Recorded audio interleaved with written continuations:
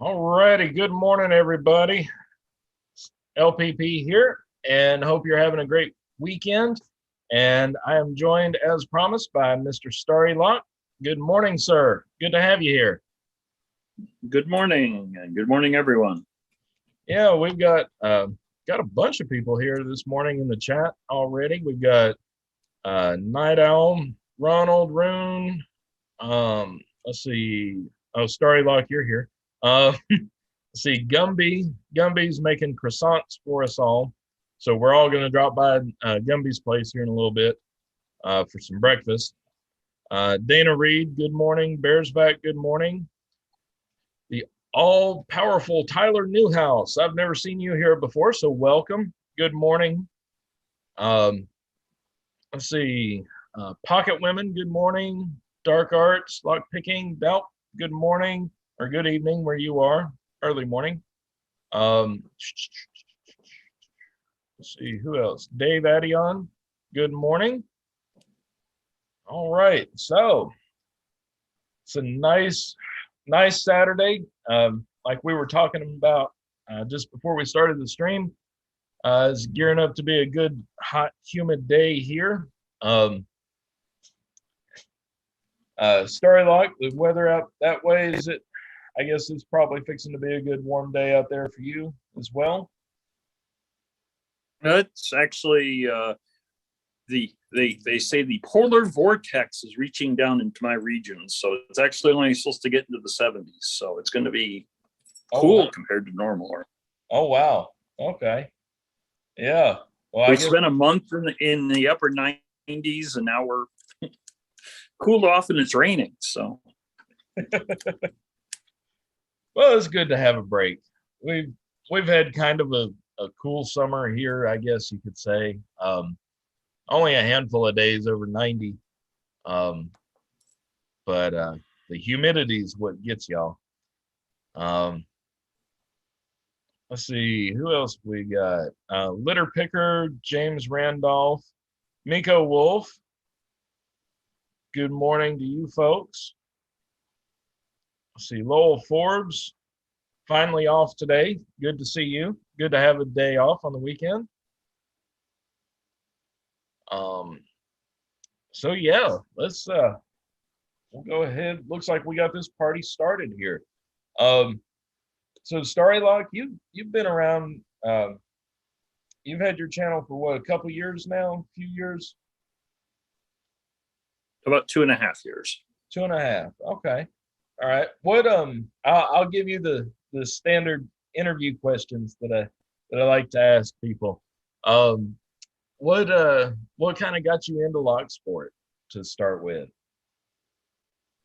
Tony Varelli, who people might know from 3D Lock Sport or from becoming a board member of recently to Tool, lives about 30 miles away from me, and he was about October 2018. He had a class for lock picking. He there's a company that he's involved with that has these monthly meetings where they hold various classes, and this one happened to be on lock picking. And his involvement with Tool meant that he went to security conferences to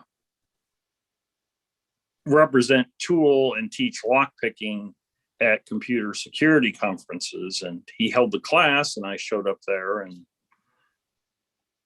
got started that way. It's cool. A little unusual. Yeah. Most people see they wind up stumbling across Bosnian Bill or lockpicking lawyer and decide to get into it that way. So that's a little bit different story there. That's pretty cool. So was that about the time that you started your channel, or had you been picking before you started your channel, or? I was picking for about 2 months and was mostly involved just with the Reddit. And I had watched some YouTube videos with Bosnian Bill and lockpicking lawyer. And Then I stumbled on Lockmania's Christmas special where he was picking a lock a day, and he Oh, persuaded me to start making videos. okay. That's pretty cool. Yeah.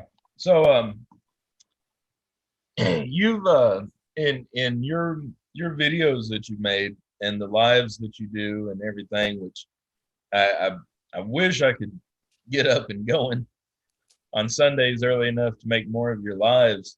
Um, but on your videos, you do a lot with post office and postal locks. I think more than any other channel that I've ever seen. What kind of drew you to those locks? Uh, they were quite distinct compared to a lot of things and had a definite history to them. And history is one of my areas of interest. And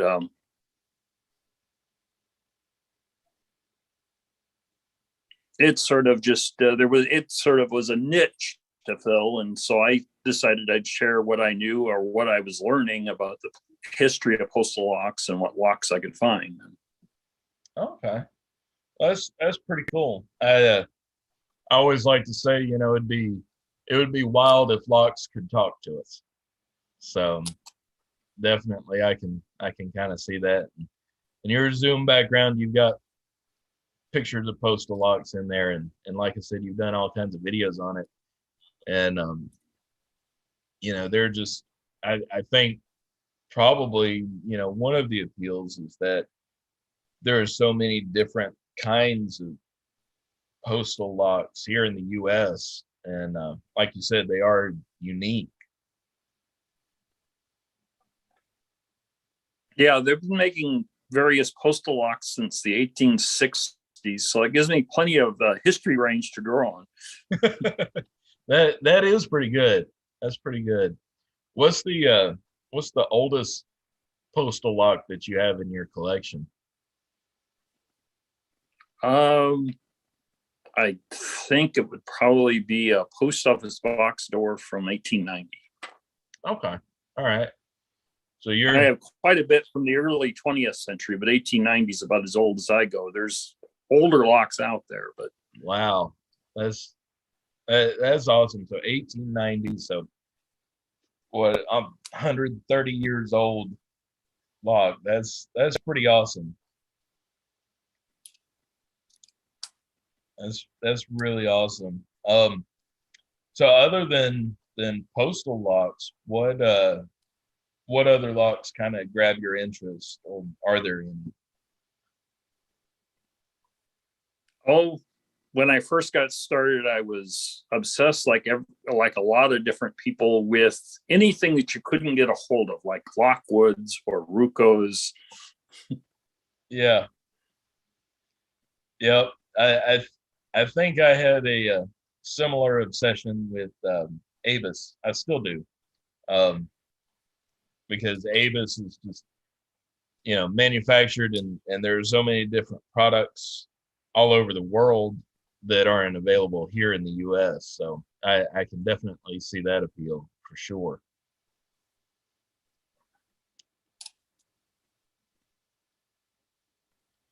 Um, let's see. So yeah, that's pretty cool. And of course, you do a lot with the community as well. Kind of tell us a little bit. I mean, I know a lot of us, we watch your videos and kind of see there, but what kind of drew you to do that, and tell us some of the stuff that you do as far as the community, and you know how you try to help out with that. Well, like I said, I started out watching Lockpicking Lawyer and Bosnian Bill, but it was when I hit my first slump and just couldn't pick anything, and we've all been there. Yep. It was I sort of I found both Bosnian Bill and Lockpicking a Lawyer kind of discouraging because pop, it's open, pop, it's open. Yeah, that's great, but I can't open anything. So I started watching, I started finding some smaller channels. And because watching the smaller channels helped me keep involved in lock sport, I felt I wanted to pay that back once my subscriber count was high enough that I had kind of a voice. I wanted to give shout outs to anybody who was just starting so that they knew that there was a community out here and we were out here and anxious to see what they had. Okay. That's really, really cool. It's always good. I remember when I was first starting and Foxy, Red Cat Imaging, he actually gave me my first shout out. And because he was one of the first ones that I, would comment and interact with on his video. Mm-hmm. And he, after my first video or two videos, he was actually the first person. Let's see, who was it? Just said here, Lowell just said that actually you were the first one to send him a package. And I think everybody in Locksport remembers the first person to send them a little package of locks. And Foxy was the first one to send me something. And he also gave me my first shout out. And, I didn't think my channel was going to do anything. And overnight, it's like, oh, wow, I went from 6 subscribers to 22. And I was just so excited. And I'm like, wow, this is awesome. So I know you give that out, to a lot of people and do that.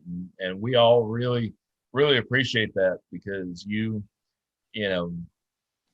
stay up to date on these channels and Pocket Women as well. Y'all do a lot together as far as promoting these smaller channels. And I think that's really, really awesome. Yeah, I've gotten some feedback. Dusty and Windy has told me that he just was making videos to earn his belts on the lockpicking subreddit. Right.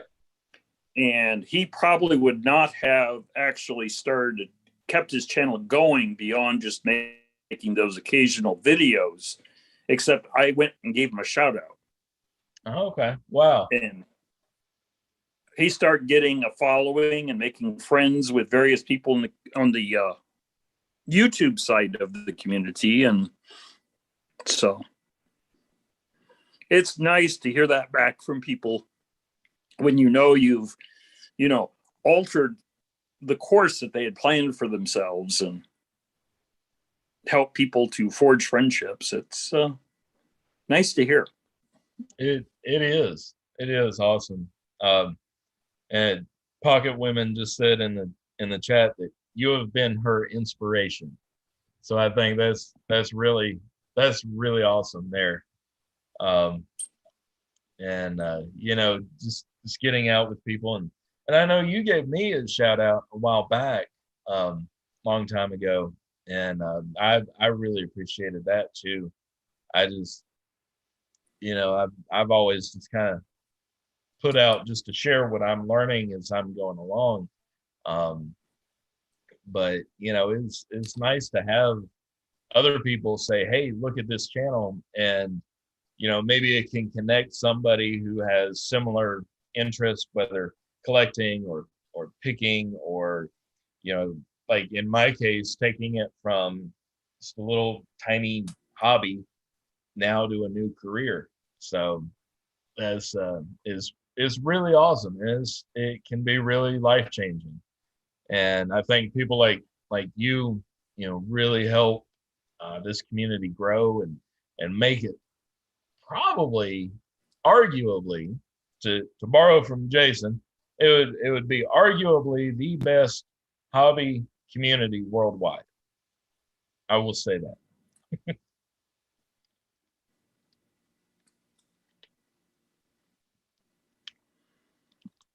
But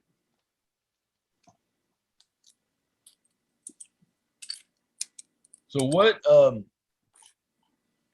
what when you're not working or going through your day job, um, when you're not doing that and you're not picking locks or doing stuff in log sport, what are what are some of your other hobbies? I'm always curious to hear that as well. Um, I've had some minor collections. I guess I've always had a little bit of a collector bug in my system. I have a small collection of pinbacks or lapel pins, and some coins.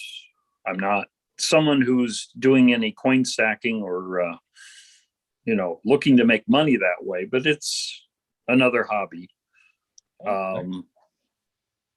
And then recently I got a discount coupon for a magnet, and so I've been trying magnet fishing, but then the weather's been so weird that I just haven't gotten a chance to. Magnet. And my works, what's that? What is a magnet fishing? I haven't heard of that. Okay, magnet fishing is you take a magnet. They can range from enough of a pull on the magnet to a couple 100 pounds to like half a ton. Okay. And you put that at the end of a rope and you toss it out into a body of water and you drag back whatever the magnet finds. Okay. And I have not found anything all that interesting. I found washers and a steel studded earring, and that's all I found so far. I mean, some people actually use magnet fishing as a way to help clean up their rivers or lakes, and will pull out bicycles and street signs. Huh. That's pretty cool. I hadn't heard of that before. That does sound like an interesting hobby to go out there and get into. Um, I'll have to look that up actually. Yeah, there's quite a few channels, so you can get dragged into that community too if you're not careful. I like when I'm not watching lockpicking videos, when I have the time to sit down and watch videos, um, which is not that often, unfortunately. Um, Hopefully, with the new job, I'll have maybe a little bit more time. I don't know, starting out as well, but when I'm not watching lock videos, I enjoy watching the restoration videos, especially when they don't talk a lot. I like that. Just watching people restore old things and everything like that. That's kind of cool to watch. But yeah, that's cool to know. Collecting and magnet fishing and stuff like that. I've never like before I got into locks, I've never really collected a whole lot of stuff. Of course, you can see everything back here now that I've been collecting. But my little brother, he was always a collector. Since he was a kid, he's been collecting something. So I definitely can understand that.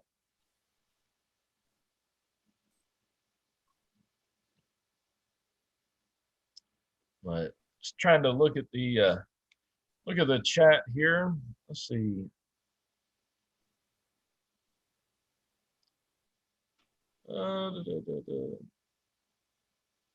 Just going back through. Um, let's see. Yeah.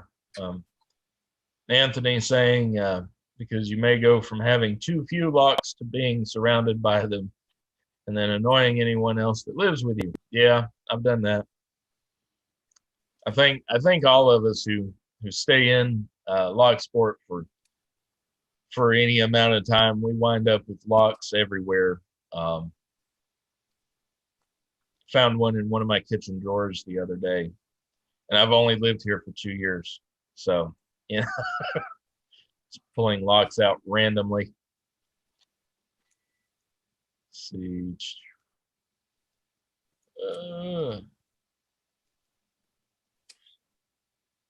Just looking through, we've got Ken underscore, G Key Man. Let's see who else has joined in. See, Dana. Dana has been working on an Abus 8345 and has an Abus 8045 gutted and being cleaned. That's cool, Dana. You know, the Abus, like I was saying, the Abus are my um, favorite collecting lock, and the 8345 is basically my goal collecting, to get every variant of the 8345 on the planet. Um, that's that's kind of my end goal for everything for that collection. Um, let's see. Um, yeah. So, um, Starry, you sent me something in the mail, and I want to go ahead and open it up. Let's see, Don saying, I remember when you were a lockpicking noob, Tim. Now you're a locksmith. Well, thank you, Don. I really appreciate that. And I start the new job this coming Monday, actually. I went by the shop yesterday to get like my tax and payroll paperwork and stuff to fill out. And the owner, whose name is Jason, he'll be my boss. He wasn't there, but his wife was there, and there was a customer that came in and needed a quick set smart key rekeyed. He had the working key, fortunately, and as well as the key that he wanted it keyed to. And um, anyway, he she looked at me, and she said, I hate doing anything with quickset smart key. You want to take a look at it? You want to do it for him? And I just kind of froze for a second, and she said, well, if you don't, then he'll have to drop it off and come back later. I said, okay, I'll take it. And I went and, turned it, reset it, set it to the new key. It worked just fine. And she answered the phone, and I'm standing there, talking to the customer, and I was checking the lock to make sure it worked and everything. And, because I don't have a clue as to how to ring people up. So anyway, she got off the phone and came back, and um, I handed it to her. She said, "You're done already?" And I said, "Yeah." She said, "Oh, okay, cool." So that was pretty interesting yesterday. Just 20 minutes there in the shop, but I'm really glad I'm going there. The people there are really nice. They're in the middle of doing a job for a customer, and they've had to cut. I think she said they've had to cut about 600 keys, 600 different keys for this one customer job.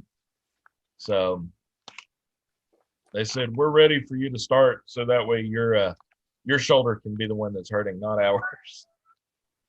But so here it is from Starry.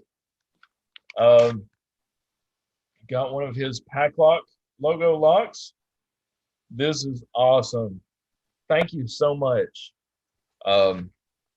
Keys, drop the keys out of here.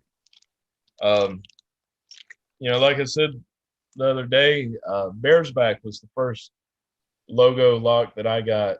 And so Starry, thank you for sending this my way. I really, really appreciate it. And it's got a really good bidding on it.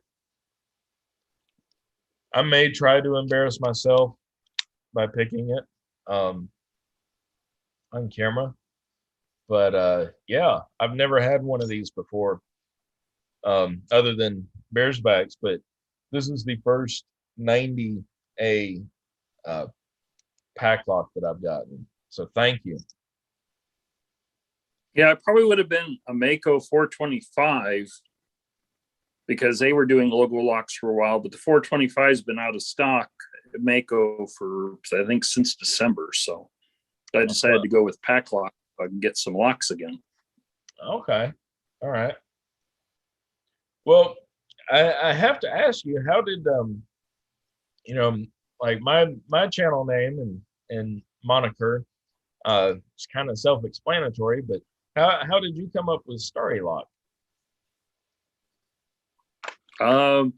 It's a little bit on the convoluted side. Well, as long as it doesn't go over PG-13, and if you want, I don't think it will. If back when I was in my 20s, I was reading quite a bit of horror stories and was into H.P. Lovecraft. And there is a story where he kills off a fictional version of Robert Bloch, and that is tied around the Starry Wisdom cult. And so in the early 90s, I got an email handle which was Starry Lore, because Starry Wisdom was already taken. Okay. And so when I started up my channel, I just made it Starry Lock. Gotcha. But if you see my Gmail email, it's not starry.lock, it's starry.lore. Okay. Gotcha. So that comes from the whole H.P. Lovecraft kind of background. Gotcha. Yes. Okay. Well, that's interesting. I'm always curious to learn about folks. Let's see. Let's look at the just looking at the chat real quick.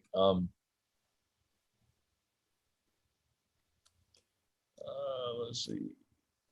Oh, and Tyler Newhouse, I did see earlier where you mentioned that you're a locksmith. That's very cool.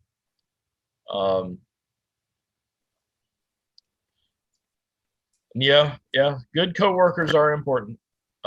These folks seem really nice. And yes, there's the owner Jason, his wife, and another lady who works there that's a locksmith.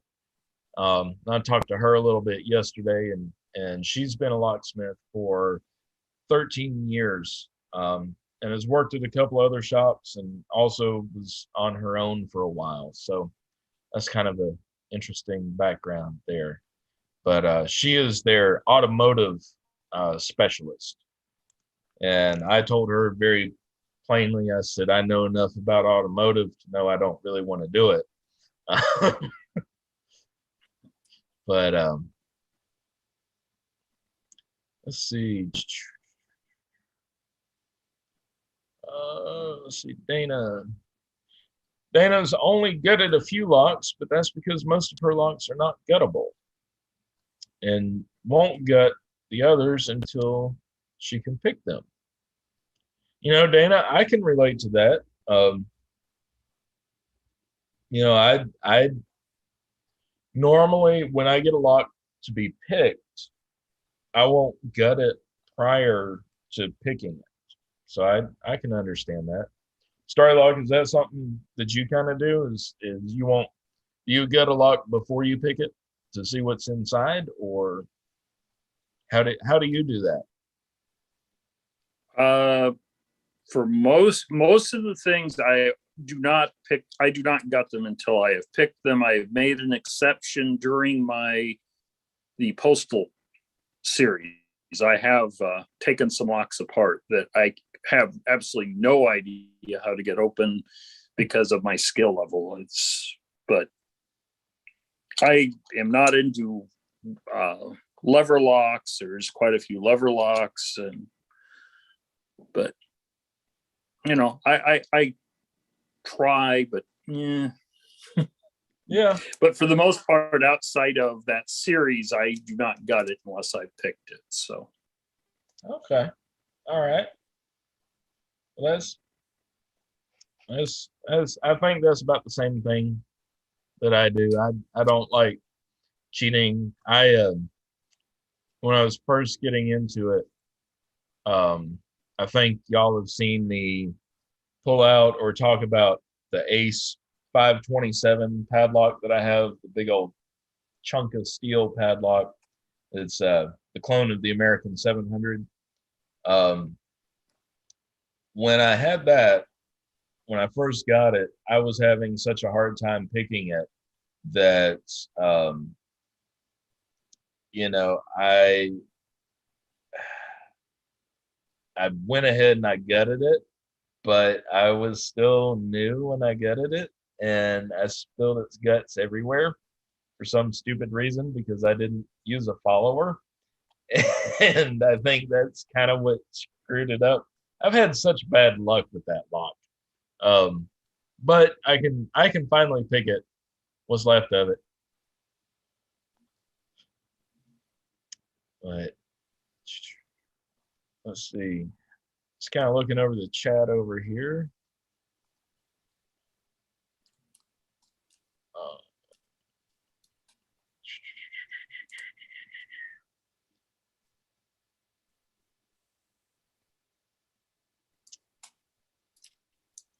yeah.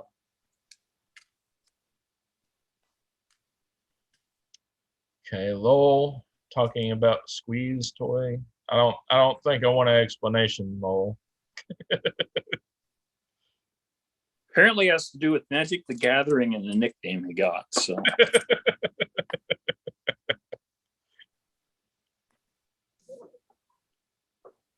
Let's see.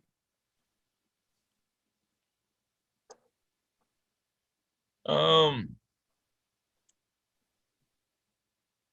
yeah, refused. Tyler Newhouse says he refuses to get a lock until he can pick it, unless it's a customer's lock, which that makes sense. Um, Pocket Women, the kitties are all doing great. They they are a bunch of slobs. They eat like toddlers and act like teenagers, all of them. So they are doing fine. Um, I need to bring Socks out here with me one day so she can visit in the shop again. But they're all doing fine. Um, let's see.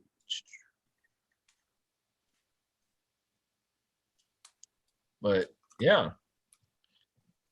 So, Star, is there anything like what what would you like to see like for the future of your channel or the future of lock sport or are there any particular locks that you have your sights set on either getting or picking? I have done so little picking things previously at the place I work. What I do is I work on computers and I put in the audio cards and a card that does contact closures with other devices. And previously, the motherboard has been pre-installed in a case and the CPU and everything. And we've ended our relationship with the company that was doing that. So I am now going from case to putting in motherboard and CPU and everything. So that's added even more hours into my work schedule. So I'm lucky when I manage to do any picking. Gotcha. I was happy. I was very happy this morning when I got that pick for the first time in about a week. Oh yeah. Yeah. Those are good little locks. Those are definitely good little locks. I like the Mako locks for sure. But yeah, I mean, I understand with being busy with work and everything. Again, I'm hoping that'll kind of slow down with me a little bit. I might be able to get out here a little bit more. Of course, it might get to the point where I don't want to see a lock when I get home from work. But is I definitely understand that it does take a little bit of time if you want to, you know, if you want to pick, you have to keep up with it. You have to practice with it. And that's something I feel like when I pull one of these locks out, I'm like, you know, I feel out of practice because it's been a week or 2 weeks since I picked one. Um, Mhm. you know, coming getting into being a locksmith, I'm sure I'll pick more during the day than what I've been able to. But um, recently the past couple of years, it's just not been an option. So yeah, definitely I can understand.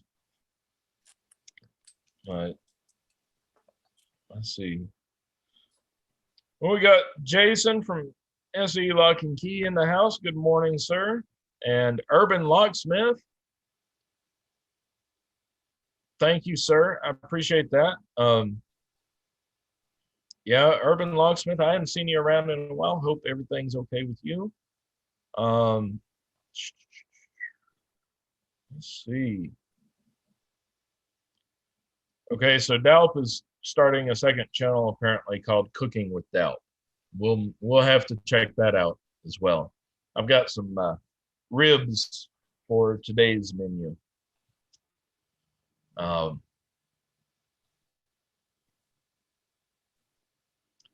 okay, Tyler Newhouse says that he may have a huge announcement for everybody. So we'll have to stay tuned to you. Tyler, I haven't seen your channel before. You can let us know what kind of content you have or if you have any content. Um, let's see.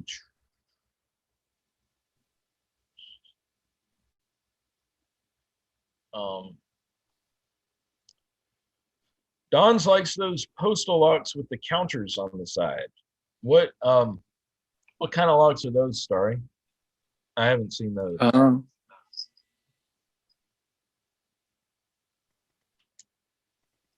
Let me swap around the camera Okay. and get rid of the background. That way I have the better quality camera to show you. Okay. These were used in the early 20th century. There is a variety of them, the registered lock mail locks, and they're designed so they're only a 3-pin lock. They're not that difficult. They're a little tricky, but not that difficult to pick. But their major security feature is that when you start turning it, you can't turn it back. So once this is attached to a mail bag, if you start turning it, you're either going to complete a revolution or you're going to leave it partially open. Either way, someone's going to know you tampered with it because every revolution gets counted up. Okay. So when this is put onto a bag, you would mark that it was on 0443. And when it reaches the destination, if it's at 0444, you know that someone's been in it. Oh, no, that's cool. And then the mail equipment shop made other ones for other government offices. Like this is a National Park Service lock. Okay. And the key is all of the standard registered mail lock keys are identical as far as the bitting, but these are different from those and were only available to the people in the National Park Service that are supposed to be handling their payroll. Gotcha. And then there were locks that, like this one's a little different. in the fact that it says registered international mail. Okay. And you'll see that the serial number starts with a C, which means this was meant for any registered mail going to Canada. Ah, that's pretty cool. I know like you're talking about earlier, and what I've seen of your videos, I know you really do dive into the history and research it, but that's really awesome to see. Um, and I guess you've got I know on some of the old post office box doors, because I remember from growing up when I was a kid, at the post office that we went to, the little mailbox doors, most of them had a key. You'd use the standard Y1 reverse key to get in there. Mm-hmm. But a bunch of them, well, not a bunch, but a small handful of them actually still had the combination lock, and all of them had the door was cast with the little letter combination on the front of it. Have you covered anything like that in your videos? Yes, Okay, cool. there is, and there is a wide range of the combinations, and there is some variants on the lock. Not all of them. It's only the newer ones that started using the reverse Y1. Okay. But I'm not completely sure when they started using that, but there's a lot of Corbins that don't have that keyway if you go from the 1950s back. And then Corbin made a lot of different combination doors. There are the dual combination doors, a single combination door. So I've covered quite a few different ones. I have a training manual from the post office that gave me a great deal of insight with some of them that were still in use in the 1980s, because the manual only covers stuff that was still in use with the post office in the 80s. So Gotcha. That's really cool. I'll have to go back and watch some of your Postal series videos. I've got to I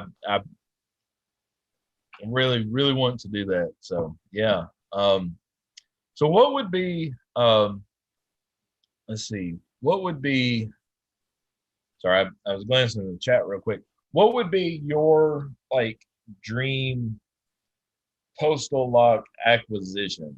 Like if you could get something, like the one thing that you haven't been able to find that you would really love to add to your collection, what would that be? I don't know if I could narrow it down to one item. There is plenty of items I'd like to have, such as this last week on eBay, there was a combination door made by Corbin that was for the Dominican Republic. Huh. From around 1900 to 1910, somewhere in that range. But a lot of those locks just shoot way out of my price range. Yeah. The door for the Dominican Republic went for about a quarter of my monthly salary. So there's no way I'm going to put out that kind of money. Yeah, that would be that would cost a little bit. But that's really cool. I've never gone looking on eBay for stuff like that, so I don't know what the prices run, but yeah, I know there's stuff out there, and of course there's the one lock that you don't want to have in your possession from the postal service, the arrow lock. Yes. The postal service, if they find out you have it, will show up to confiscate it from you. So Yeah, yeah. That is the one thing you do not want to touch.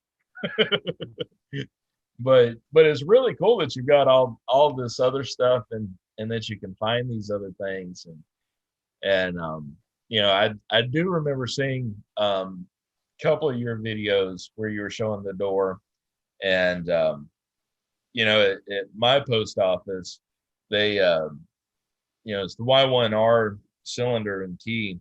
But on the back of it's just a regular, you know, it's just an aluminum door, and it's just got the regular little, you know, cam on the back of it. So nothing special there, but you know, I know some of the older post offices have, you know, that more intricate door and function and how it works. So that's really really cool to Yeah, see that. even when you are if you're trying to collect all of the variety, even if you are finding good prices, you will go broke. I think But I that's think with that's true anything. for any collecting. Yeah, yeah. Well, that's like with the Avis locks. You can get them like from, you know, here and there and everywhere, but it's going to cost you an arm and a leg. Um, but yeah, it's that's true with anything. But but yeah, let's see. Just looking over here on the chat. So for everybody who's watching along in the chat and everything, go ahead and start. If you got any questions for Storylock or for me, or for the both of us, go ahead and post them in the chat. Love to answer some of y'all's questions. Um, and Storylock, we didn't touch on this, but Ronald just asked, what's up with the arrow lock? So maybe you can explain your knowledge and understanding of the arrow lock for Ronald. My knowledge on it is very limited, but Okay. it's a key and master system of the restricted keyway that is currently in use by the Postal Service. Beyond that, I really don't. Gotcha. Okay. I Yeah. know there's more to it, but my knowledge is kind of restricted. It's because you have to be lucky enough to find that one little niche knowledge source to. Yeah. Yeah. To be able to learn from. Um, and I think Night Owl. I think yeah. There's Night Owl. He just shared in the chat that the arrow key is the key letter carriers use to open mailboxes and enter buildings with. Um, so yeah, that's definitely a restricted key. Um, good morning, Kevin Kopke. Thank you for joining. Um, let's see. All righty. Tyler Newhouse would like to know, what is the strangest lock that you own? Strangest. That's kind of difficult for me too. Um,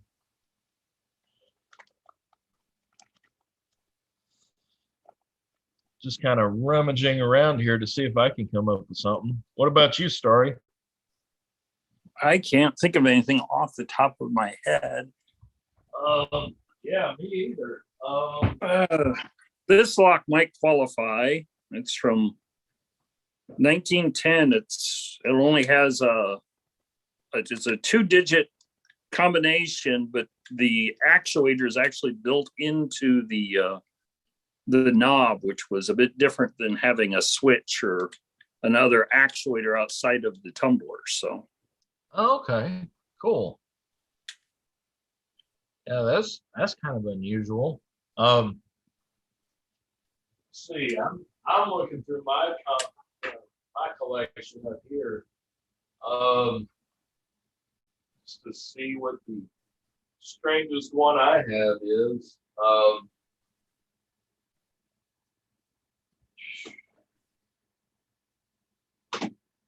Really, just trying to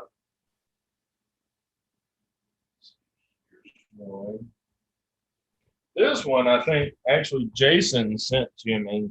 I don't know if it really qualifies as strange, but it's a Taylor rim cylinder. But you can see what the plug is made out of. It's just plastic. Um, and the front of it, like the front part of it's broken away here.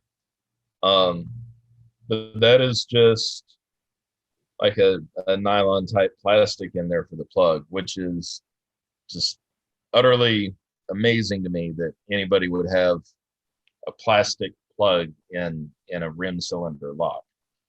Um, so yeah, that's about the strangest thing I have, I guess. Um, let's see. Let's look and see if there's any other questions. Don's wants to know how much would you spend for a lock, Starry? Um,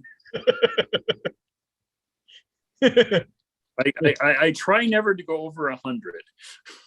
Gotcha, gotcha. I I try to not go over like 30. Yeah, that's my preferred range. That's But including sometimes shipping. sometimes that collector's addiction hits me, and I will push myself up to 100. I think actually the most I've ever spent on a lock was this 8655 Avis, um, which is only sold in the UK. If I can get that, and it has the half Euro cylinder in there. Yeah, And I've seen that. I've seen that model before. I don't own it, but it was the titanium aluminum body and with a stainless steel shackle. And it like I said, it's only sold in the UK. And so I bought one. I ordered it, and it was $50 plus shipping. And I forget if I got it on eBay or Amazon. I think it was eBay. And I contacted the seller to say, hey, because they had it advertised as coming with 3 keys. And I confirmed, I said, does this have a working cylinder in it? Because you can find them without the cylinders all day long. Um, but, actually having a core in there that your keys will work is a different story. And they said, yes, it does come with that. So I said, okay, awesome. $50 for the lock body and the cylinder and everything sold.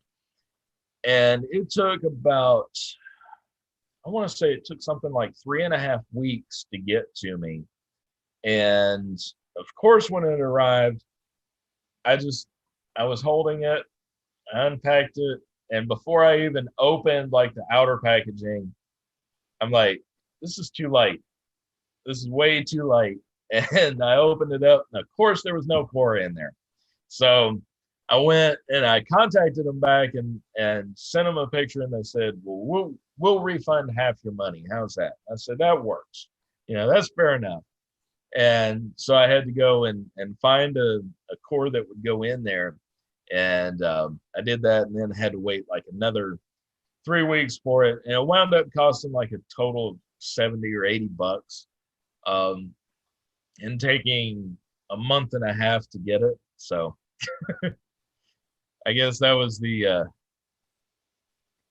most difficult one.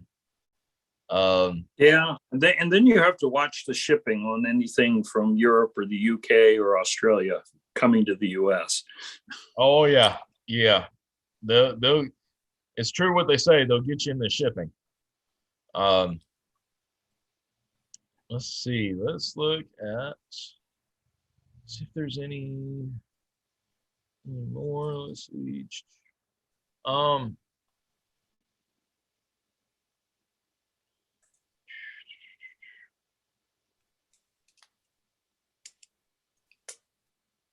the Pocket Women saying the coolest and strangest lock that she owns is the U change lock that Jason sent her. Yeah, that I don't have one of those in my collection. Um, actually.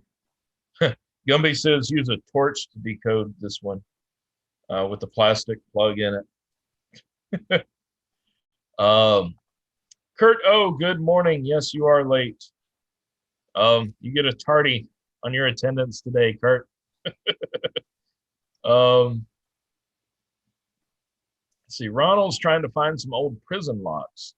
Um, I've seen I've seen people who have lucked out and been able to get some of the mogul cylinders on eBay. I've not seen any of those. The biggest lock that I have is this Medico jumbo cylinder. Which you can compare this to standard Schlage key and knob cylinder. Um, so you can see the size difference there. This one I've tried picking it on camera, but I've never succeeded. I have picked it off camera before, which is always the story. Let's see. Kim is supposed to be buying Jason locks today if they actually have them. Okay.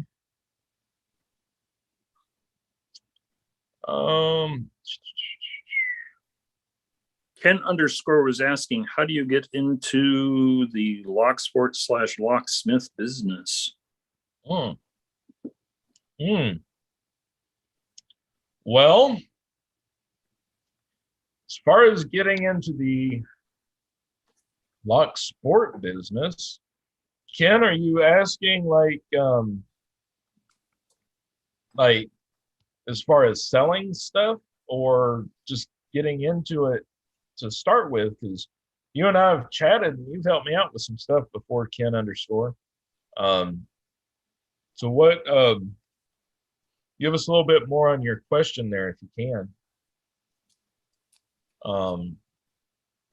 See, Pocket Women is wondering, do we have to pay customs charges in the US? I've never had to. As far as receiving. Shipping, I know there's extra cost on the shipping. I don't know. Yeah, I've never had to pay anything like that either. I have had a package.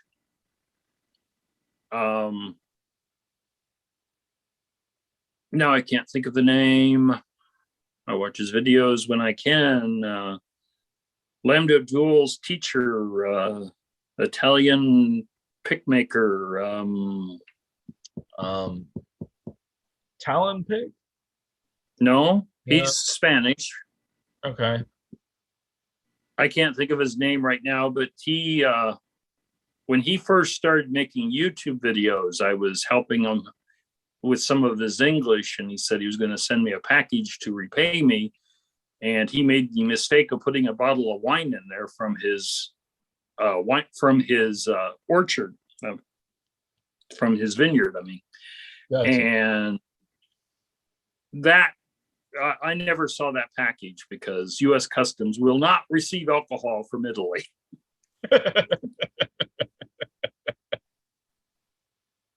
Wow. Yeah. I've had one thing. Tchaikovsky or From Fun. He goes by both. He actually was going to send me a little hobby vise and had it shipped and everything. And that got lost somewhere between the UK and New York City. So, because about 2 months after he shipped it, it never showed up. And he asked, I didn't know when exactly he had shipped it. So it was like, yeah, I guess it fell off the boat somewhere. Right into someone else's pocket, maybe. Probably, yeah. Or got, or it could still be sitting in the corner of an airport somewhere. I think the strangest, I sent a package to the UK, and the strangest route any packages ever taken is it went from Iowa to Chicago, which is pretty normal. It left the US and for some reason went to Narita, Japan.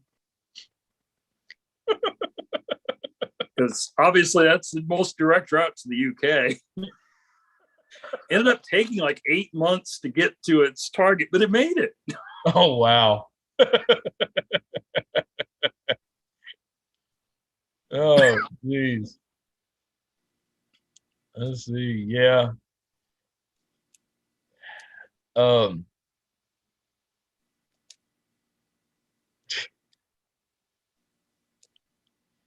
um, hmm.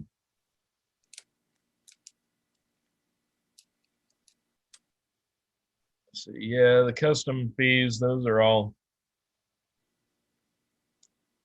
interesting.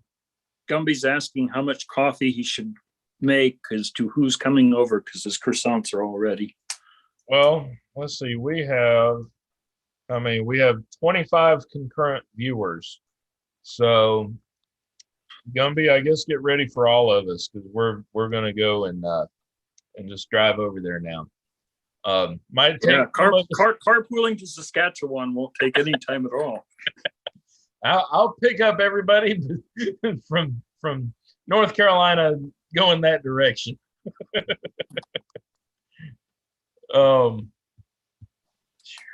Let's see. Alrighty. All right. Well, Starry, we've been going for about an hour now. It's about time to get ready for Jason's live and kind of have our break there. But it's been great having you on, sir. I've really appreciated it.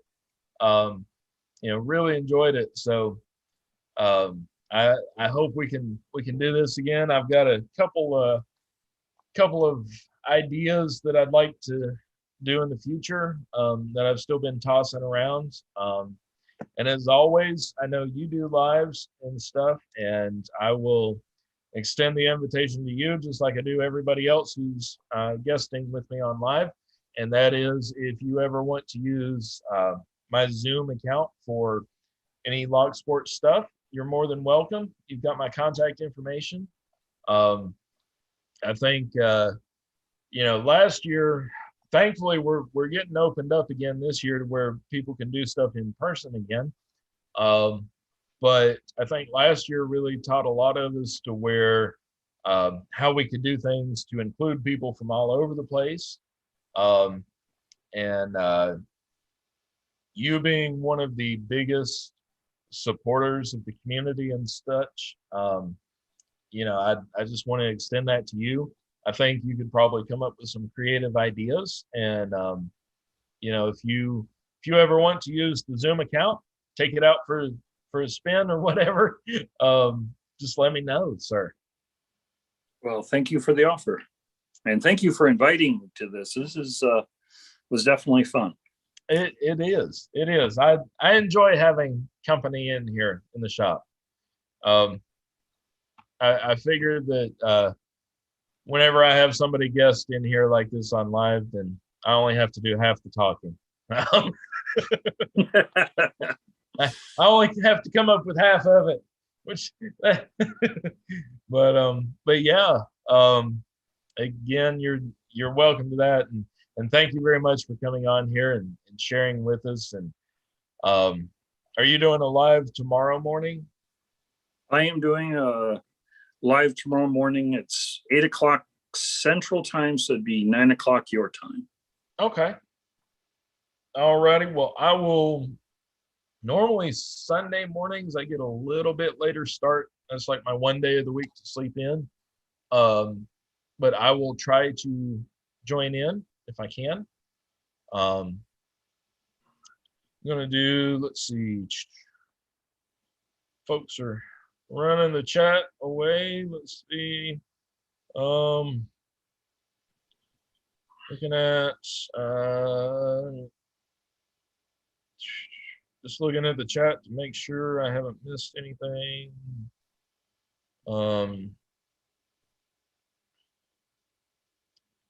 Alrighty. See, Jason's going on about somebody. Yeah. All righty. Well, um, appreciate everybody. Um, and I will keep everybody up to date on how the first week at the new job goes. That's something I have not had a first day at a new job in 13 years now. So that's kind of one of those feelings that, I don't know, kind of nervous, but I'm still excited about it, especially after yesterday stopping by and getting to chat with folks there. So, um, not just being interviewed. Um, but yeah, I will keep everybody up to date, and I will do a picking video on Storylock's logo lock that he sent me. Thank you again, sir. I appreciate that. My pleasure. All righty. All right. Well, sir, again, thank you for being here on live with me, and we will see you on the next go round. So everybody out there watching, stay safe, stay healthy, stay happy, and stay out of trouble. We'll see you next time. And there we go.